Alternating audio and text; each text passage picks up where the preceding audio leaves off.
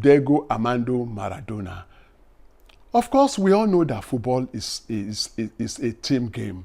But Maradona represents the difference that a single player could make in a team.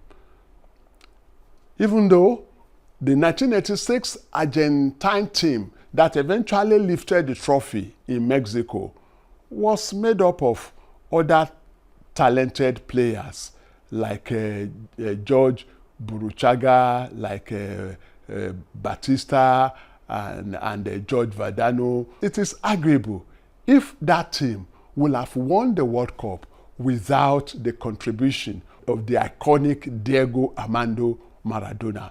His superlative goal against England in a semi-final match, when he single-handedly took the ball right from the center of the field, washed past 5 English players, dribbled the keeper and buried the ball in the net, remains one of the best goals ever seen in the history of the game. While every other player scored with either their feet or their head, Maradona did not stop at just scoring with his feet and his head. He even scored with the hand of God. You remember the hand of God goal. So there is no way you want to talk of the history of football or the history of FIFA World Cup without a mention of Maradona. Truly an unforgettable name in the history of FIFA World Cup.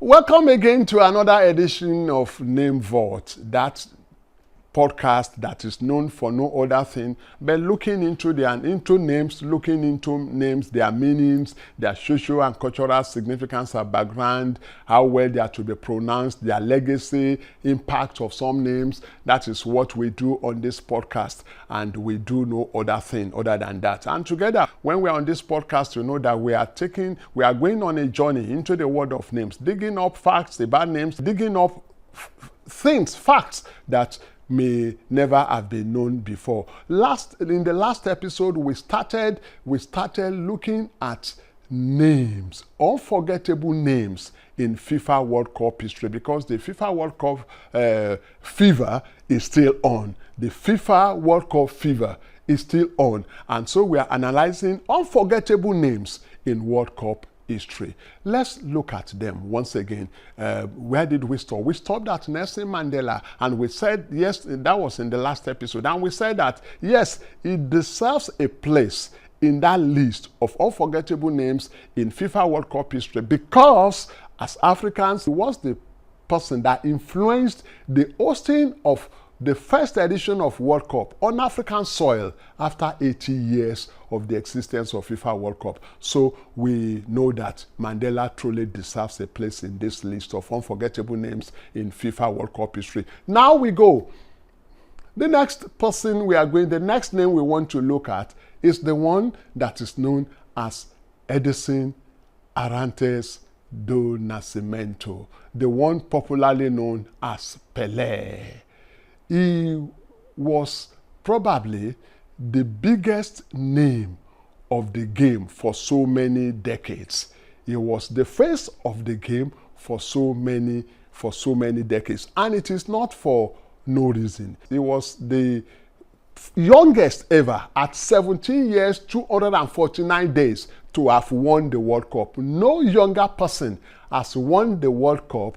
No younger person than Pelé has ever won the World Cup. And he won the World Cup for 3 times: 1958, 1962, and 1970. And like I've said, for so many years, he was the face of football, known globally. In 1998, the International Olympics Committee listed Pelé as the greatest athlete of the century, of the 20th century. And in year 2000, the International Federation of Football Statistics and History named him as the player of the century. In the same year 2000, FIFA itself named Pelé and Diego Armando Maradona as joint winners of the Player of the Century. So you know now that there is no way we talk of the history of FIFA World Cup without a mention of the name of Edson Arantes do Nascimento, the one everybody knows as Pelé. We go to the next name. The next name is equally a great name in the history of FIFA World Cup. I mentioned when I mentioned just a while ago that Edson Arantes do Nascimento was named Player of the Century in year 2000 by FIFA, joint winner with someone, and that person was Diego Armando Maradona. Of course, we all know that football is a team game, but Maradona represents the difference that a single player could make in a team. Even though the 1986 Argentine team that eventually lifted the trophy in Mexico was made up of other talented players like George Buruchaga, like Batista, and George Vardano. It is arguable if that team will have won the World Cup without the contribution of the iconic Diego Armando Maradona. His superlative goal against England in a semi-final match, when he single-handedly took the ball right from the center of the field, washed past 5 English players, dribbled the keeper and buried the ball in the net, remains one of the best goals ever seen in the history of the game. While every other player scored with either their feet or their head, Maradona did not stop at just scoring with his feet and his head. He even scored with the hand of God. You remember the hand of God goal. So there is no way you want to talk of the history of football or the history of FIFA World Cup without a mention of Maradona. Truly an unforgettable name in the history of FIFA World Cup. And I go to the next one. You may have forgotten his name, but you cannot forget his piercing eyeballs, glittering bald head, and his school headmaster-like commanding posture while handling the whistle on the field. I'm talking of the Italian referee, Pierluigi Collina. Pierluigi Collina was about the most famous referee of the game.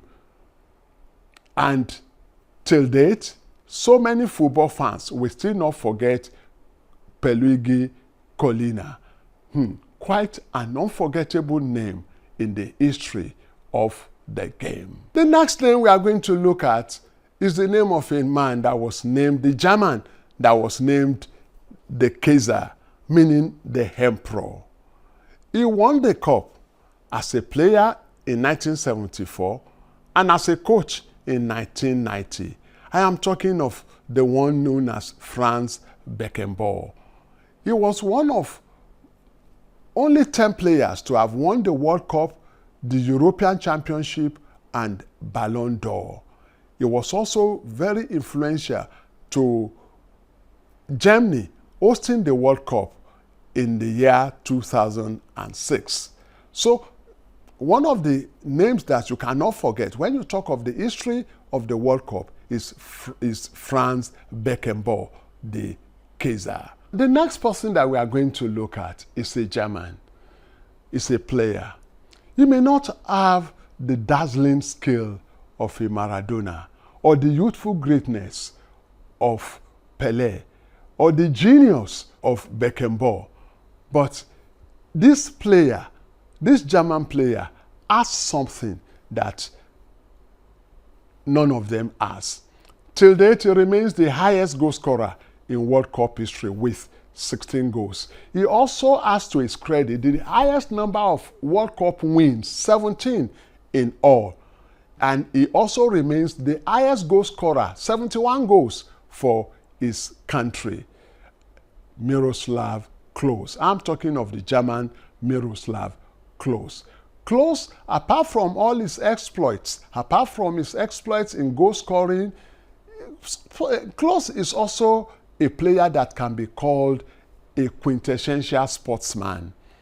In a club match, he was credited to have walked up to the referee to tell him that the goal that he scored, even without the referee knowing, was scored with his hand, and that goal was disallowed. How many footballers will do that? So Miroslav Klose is one player whose name remains unforgettable in the history of the game. Another thing that Klose has is that he has the highest combination of medals.